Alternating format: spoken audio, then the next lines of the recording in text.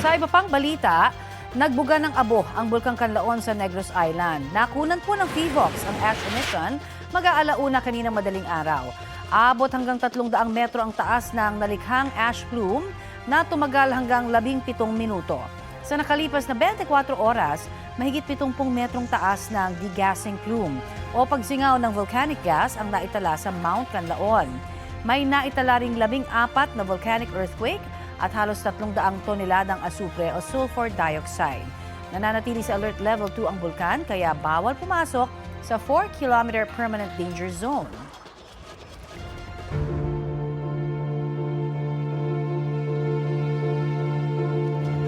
Nais pa imbestigahan ni Caloocan 2nd District Representative Edgar Irice sa Senado ang palitan ng text messages umano ni Pangulong Bongbong Marcos at ni dating Undersecretary Adrian Bersamin kaugnay sa mga kickback umano sa flood control projects. Balita natin ni Joseph Moro. Binasa ni Representative Antonio Tino ang umano'y palitan ng text message ni Pangulong Bongbong Marcos at Adrian Bersamin, dating Undersecretary sa Palasyo. Ang tawag ni Tino kay Bersamin, bagman ng Pangulo, kaugnay sa kickback sa manumalyang flood control projects. Bersamin, complete na po ang 7.122 delivery sa akin. Tapusin ko po computation today. That was March 24, from July 10, 2025. Ito nga yung nagpapaabot si Bersamin na meron pong cash delivery. Dadalhin natin sa 2 billion, dadalhin sa Nara residence. Okay? At ang sabi naman ng Pangulo, quote, sasabihan ko si June Baris. Ang mga text message nakuha daw ni Tino at Representative Edgar Irice sa kapwa-kongresistang si Leandro Leviste. Bukod sa umano'y 2 bilyong pisong ipinaalam ni Bersamin sa Pangulo na na-deliver na, may ledger din daw ng mga pumapasok na pera si Bersamin noong isang taon at panahon ng kampanya ng grupong alyansa ng Pangulo. Si Irice hinimok ngayon ng Senate Blue Ribbon Committee na imbestigahan ang umano'y palitan ng text messages. Did you believe that it was the President's number? Well, siguro dapat imbestigahan kasi yung details medyo talagang mahirap It's so detailed na meron ding mga conversations that hindi naman tungkol sa pera.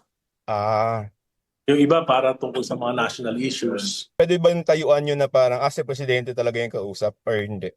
Ay, syempre hindi. It would take syempre investigation.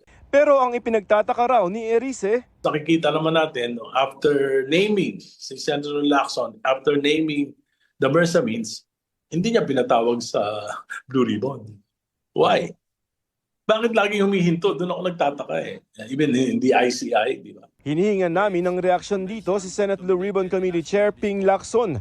Dagdag ni Irice, sayang nga daw at naibasura ng impeachment complaint laban sa Pangulo sa Kamara. Pero bakit ngayon lamang ito inilulutang? Tinanong ko rin niya kay Congressman Libiste, bakit ngayon nyo lang binigay kung kailan halos huli na? Sabi niya kasi nag-aalanganin kasi sila noon. Kasi baka parang napaka-powerful nung kanilang binabangga. In fact, they tried to sabi nga na nakipag-usap sa isang bishop, ang payo sa kanila wag na ilabas.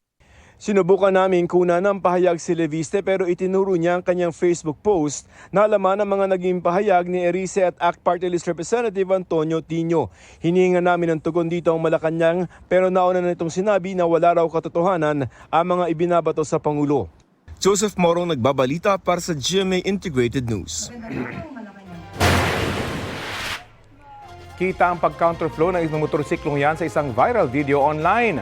Hanggang makasalubong na nito ang isang SUV kaya naipit siya sa pagitan nito at ng isang truck. Huminto ang SUV pero maya-maya ay umandar din kahit nasabitan nito ang motorsiklo. Nakarating sa Land Transportation Office ang insidente at pinagpapaliwanag ang motorcycle rider, ang SUV driver at ang nakarehistrong may-ari ng kanilang sasakyan. Ayon sa LTO, kitang-kita na nag-counterflow ang rider pero mali rin ang SUV driver dahil sa paggitgit pa raw nito sa motorsiklo.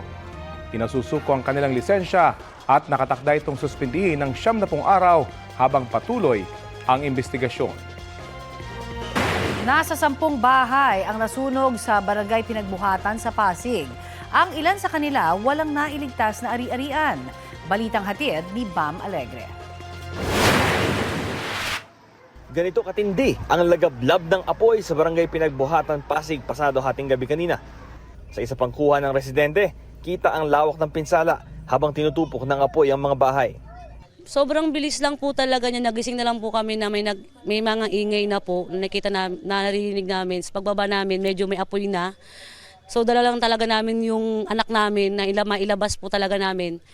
Sa pagbalik po namin, paglabas, may mga hindi namin makakapasok kasi sobrang lakas na po talaga nung apoy. Nailabas ni Stephanie ang buong mag-anak niya mula sa nasusunog nilang bahay. Walang naitalang sugatan o nasawi ayon sa mga otoridad. Pero isa sa mga nasunugan na si Marciano, walang natirang ari-arian. Mabilis lang nangyari. Pagtingin ko sa baba, may apoy na pala sa baba namin. Sa tabi ng bahay namin. Yung mga gamit talaga. Ubos lahat to. Walang tira. Sa tanan ng barangay, siyang hanggang 10 bahay ang naapektuhan ng sunog na umabot ng unang alarma. Hindi bababa sa 4 na truck ng bombero ang rumisponde. Naka-duty ako doon, may tumawag ang paradyo sa akin, may sunog noon, maapoy na. Nabilis naman pumasok dito yung bumbero. Saka dyan, iskinita, nagduktungan na yung mga truck nila. Naapula ang sunog pasado 1:00 ng madaling araw. Iniimbestigahan ng Bureau of Fire Protection ang sanhi ng apoy at halaga ng pinsala. Bam Alegre, nagbabalita para sa GMA Integrated News. Sa gitna ng mala world war ng Pilipinas at China, may mungkahi ang ilang senador para daw maayos ang relasyon ng dalawang bansa.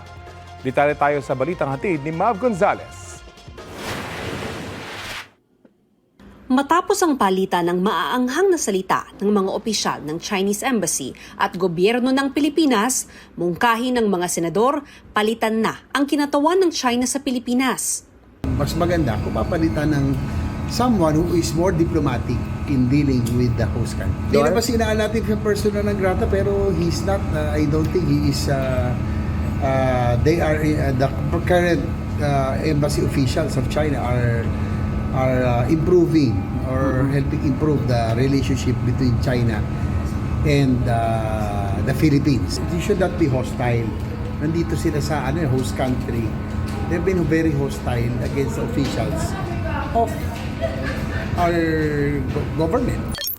Bago nito, naglabas ang mga senador ng resolusyong kumukondena sa mga sinabi ng Embahada ng China laban sa mga opisyal ng Pilipinas na nagtatanggol sa karapatan ng Pilipinas sa West Philippine Sea. Sabi ni Senador Raffy Tulfo, hindi naman binabantaan ng Senado ang Chinese Embassy, kaya hindi niya anya naiintindihan kung bakit agresibo sila. O baka katang-isip lang nila. The resolution is no way a threat to any members of the Chinese Embassy. Silang aggressor dito. And yet, nakuha pa nilang maging sensitive. Come on. We're just expressing voice, the sentiments of the fisher folks na matagal lang naharas, nabubuli. Totoo naman yung mga pinanggagawa nila. Kasama na yung mga Philippine Coast Guard na kanilang hinaharas, kinakanon, water cannon. Hindi ba harassment yan? Hindi ba pambubuli yan? Sabi ni Tulfo, dapat mag-usap ngayon ambassador to ambassador para maayos ang gusot sa pagitan ng dalawang bansa. Sabi ni Senador Kiko Pangilinan, punot dulo nito ay ang iligal na ginagawa ng China sa West Philippine Sea. Nagkaroon na ng arbitral ruling noong 2016, ayaw nilang kilalanin. Ayaw natin silang awayin, pero ayaw din natin at hindi tayo papayag na aagawin nila at manatiling narariyan sila illegal sa usapin ng ating exclusive economic zone. Yung bitiw nilang salita after our resolution ay patunay talaga na isa silang bully. Bagaman hindi pumirma sa resolusyon ng Senado kontra sa mga pahayag ng Chinese Embassy, sabi ni Senador Robin Padilla na dapat maging diplomatiko. Dapat sumunod tayo kung ano yung sinasabi ng Pangulo.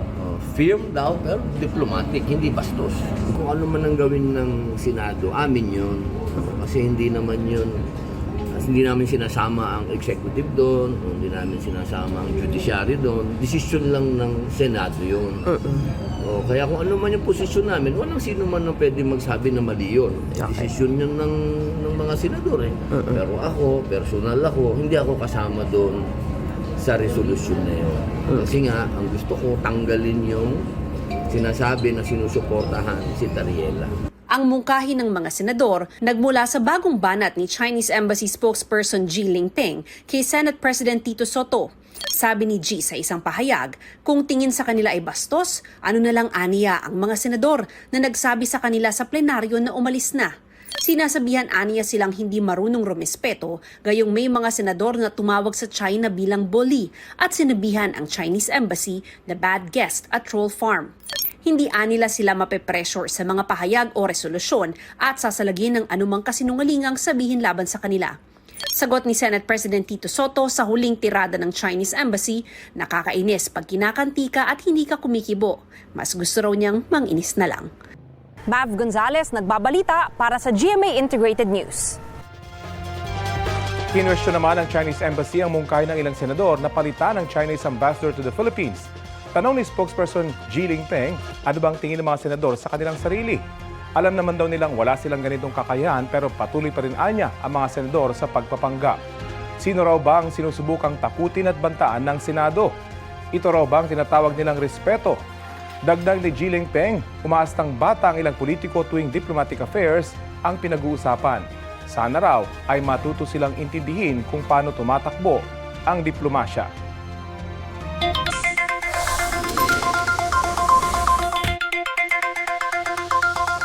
Samantala, sa mga bibili po ng bulaklak para sa Valentine's Day, nagmahal na po ang presyo ng ilan sa mga yan sa Dangwa Flower Market sa Maynila. Magkano na nga ba? Yan po ang ating alamin sa ulat on the spot ni Manny Vargas ng Super Radio DZBB. Manny? Yes, Connie, tumaas na nga ang presyo ng bulaklak sa Dangwa, Maynila at inaasang tataas pa ng ilang oras bago ang mismong araw ng mga puso bukas February 14. Sa ngayon, ang kada pirasong rosas mabibili sa halagang 150 hanggang 200 pesos bagamat may nakita pa tayo na umaabot ng hanggang 250 pesos. Ang bouquet ng bulaklak ay halo-halo ng may rosas, may carnation, Malaysian mums at iba pa ay nasa 400 pesos kapag walang rosas, habang 500 piso na ang pinakamura kapag may nakasama na isang pirasong rosas, habang ang bouquet ng bulaklak na mayroong isang dosenang rosas mabibili sa halagang 3,000 piso. Mas marami naman ang walking customers para sa mga nagpapareserve. Samantala, sa mga nagtatanong nga, ano ba ang pinakamabiling bulaklak dito sa bahagi ng Dangwa, Maynila? Rosas pa rin po, mga kapuso, kung kaya't mabibili yan ng isang piraso o kaya ay nakahalo sa iba o yung tinatawag na bouquet. At bukas, 24 oras ang mga tindahan dito sa bahagi ng Dangwa, partikular na itong Dangwa Flower Market, para naman sa mga kababayan nating naghahanap ng panregalong bulaklak sa kanilang mga mahal sa buhay. Connie? Maraming salamat, Manny Vargas ng Super Radio DZBB. Ito ang GMA Regional TV News. May init na balita sa Visayas at Mindanao, hatid ng GMA Regional TV. Patay ang isang taong-gulang na bata ng matrap sa nasusunod nilang bahay sa Parang Maguindanao del Norte. Cecil, anong naging sanhi ng apoy? Rafi, isa pa yan sa mga inaalam ng Bureau of Fire Protection kaugnay sa sunog sa Barangay Poblacion 2. Base sa investigasyon, nasa palengke noon ang lola ng bata para bumili ng gatas. Nang bumalik siya sa bahay ay nasunog na ito. Sugatan din ang 5 taong gulang na kapatid ng bata matapos mapaso nang subukan niyang iligtas ang nakababatang kapatid. Ayon sa BFP, nasa pintuan na noon ang 1 taong gulang na bata pero may harang ito. Wala rin sa bahay ang magulang ng mga bata dahil nagtatrabaho sa palengke ang kanilang ama habang nasa abroad ang kanilang ina. Inaasikaso na ng regional government ang tulong na ibibigay sa pamilya.